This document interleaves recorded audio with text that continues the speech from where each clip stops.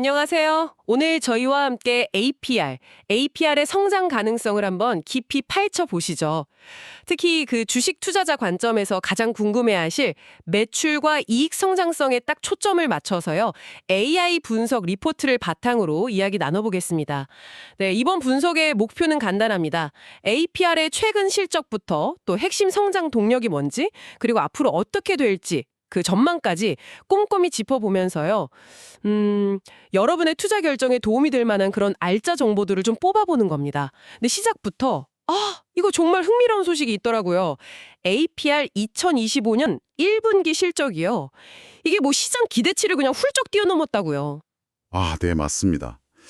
그야말로 역대 최대 실적이었는데요. 구체적으로 보면 매출액이 전년 같은 기간보다 78.6% 늘어서 2,660억 원. 그리고 영업이익은 이게 무려 96.5%나 증가해서 546억 원을 달성했습니다. 와, 96.5%요. 엄청나네요. 네. 그리고 또 주목할 점이 영업이익률인데요. 이것도 18.6%에서 20.5%로 개선됐어요. 그러니까 단순히 덩치만 커진 게 아니라 속도 알차졌다는 거죠. 수익성이 좋아졌다는 신호입니다. 이야, 정말 인상적인 숫자인데요. 그럼 이런 성장이 어디서 온 건가요? 특정 분야만 잘 된 건가요? 아니면 그게 중요한 포인트입니다. 어느 한 군데만 잘 된 게 아니고요. 뷰티 디바이스하고 화장품 부문, 이 두 개가 다 고르게 성장을 했어요. 그리고 특히 해외 시장 성과가 아주 두드러졌습니다. 이게 핵심이에요. 해외요? 네. 1분기 해외 실적만 딱 떼어놓고 봐도 미국 매출은 186.2%, 일본은 198.3% 급증했습니다. 거의 3배 가까이 늘어난 거죠. 3배. 네. 전체적으로 보면 화장품 뷰티 부문 매출이 152.3% 늘면서 성장을 이끌었고요. 여기에 또 하나, B2B 채널 매출, 그러니까 기업 간 거래죠.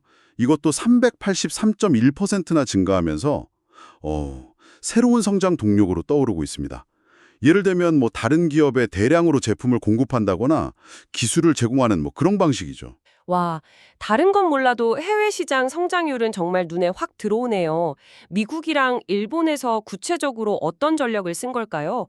뭐 특별한 게 있었나요? 미국 같은 경우는요. 그 유명한 유통 채널 있죠. 울타뷰티. 아, 네네, 알죠. 그 울타뷰티 대부분 매장이 어떤 중간 유통사를 거치지 않고 직접 입점을 했습니다.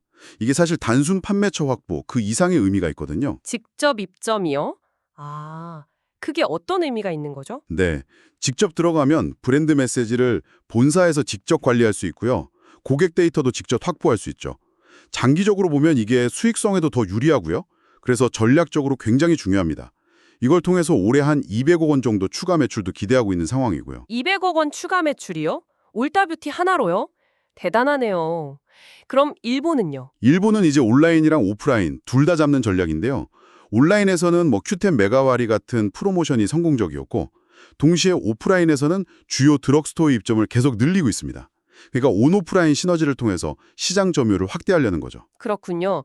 들어보니까 결국 이런 해외 확장의 중심에는 메디큐브라는 브랜드가 딱 버티고 있는 거네요? 정확합니다. 바로 그거죠. 메디큐브의 기능성 화장품들 있잖아요. 예를 들면 제로모공 패드나 콜라겐 마스크 같은 히트 제품들. 네, 많이 들어봤어요. 네. 그거랑 부스터 프로 같은 뷰티 디바이스. 이 둘 간의 시너지 효과가 국내외 소비자들한테 제대로 먹히고 있는 겁니다. 그러니까 화장품으로 일단 피부 고민에 대한 해결책을 딱 제시하고 디바이스로 그 효과를 더 끌어올려주는 거죠. 이 전략이 통한 거예요. 아하, 화장품 쓰고 디바이스로 관리해야 하고 그런 시너지군요. 네, 맞습니다. 자, 그럼 이런 좋은 흐름을 바탕으로 해서 2025년 전체 실적 전망은 좀 어떤가요? 아까 증권사들도 목표 주가를 올리고 있다는 얘기가 살짝 나왔었는데 아무래도 투자자 입장에서는 이 부분이 제일 궁금할 것 같습니다. 네, 그렇죠. 여러 증권사에서 상당히 긍정적인 전망들을 내놓고 있습니다.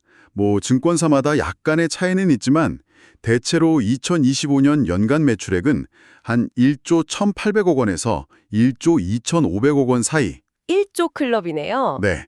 그리고 영업이익은 2,100억 원에서 2,500억 원 사이를 예상하고 있습니다. 목표 주가도 기존보다 좀 올라서 12만 원에서 많게는 15만 원 선까지 제시되고 있고요. 오, 이런 전망의 근거는 역시 앞서 계속 말씀드렸던 해외 시장 확대, 특히 미국과 일본에서의 성과, 그리고 꾸준한 뷰티 디바이스 판매 호조, 이게 가장 큰 이유입니다. 알겠습니다.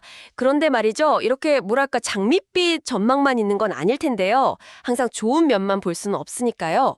투자자로서 좀 주의 깊게 봐야 할 잠재적인 리스크 요인 같은 건 없을까요? 물론 있습니다. 아주 중요한 지적이십니다. 당연히 리스크 요인도 봐야죠. 첫째로는 역시 경쟁 심화입니다. 이 홈뷰티 디바이스 시장이 커지면서 경쟁자들이 점점 많아지고 또 치열해지고 있다는 점, 이걸 무시할 수 없고요. 네, 그렇죠. 요즘 많이 나오더라고요. 그리고 관련 규제가 언제 또 어떻게 변할지 모른다는 불확실성도 있습니다. 특히 해외 시장은 국가별로 규제가 다 다르니까요.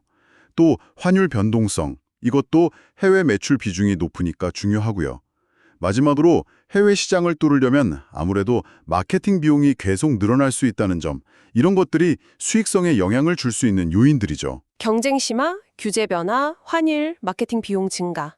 신경 쓸 게 많네요. 네. 물론 APR도 이걸 모르는 건 아니고요. 기술 경쟁력을 더 강화한다거나 규제 동향을 계속 모니터링하고 또 리스크 관리 시스템을 구축하는 식으로 대응 전략을 마련하고는 있습니다. 하지만 그럼에도 불구하고 투자자 관점에서는 이런 위험 요인들을 계속 면밀히 살펴보는 것이 필수적이라고 할 수 있겠습니다. 네, 오늘 APR에 대해서 정말 깊이 있게 여러 각도에서 살펴본 것 같습니다. 한번 정리해 볼까요?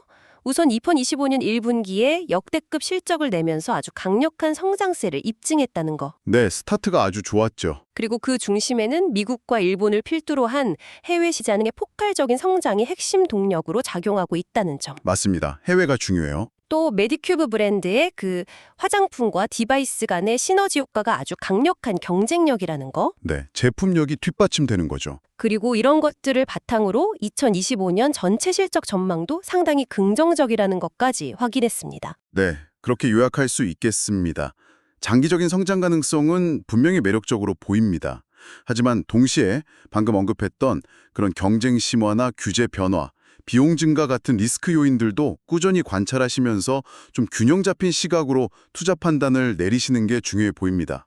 그러니까 실적 성장세가 계속 이어지는지, 또 리스크 관리는 잘 하고 있는지, 이런 것들을 계속 주시해야겠죠. 좋습니다. 자, 그럼 마지막으로 이런 질문을 한번 던져보면서 마무리할까 합니다. APR 같은 이런 KBT 디바이스 기업의 성공이 이게 단순히 한때의 유행을 넘어서서 앞으로 글로벌 뷰티 산업 전체의 판도를 근본적으로 바꿀 만한 그런 잠재력을 정말 가지고 있을까요? 한번 이 질문에 대한 답을 각자 고민해 보시는 것이 어쩌면 장기적인 투자 관점에서 또 다른 흥미로운 지점이 될 수도 있겠습니다.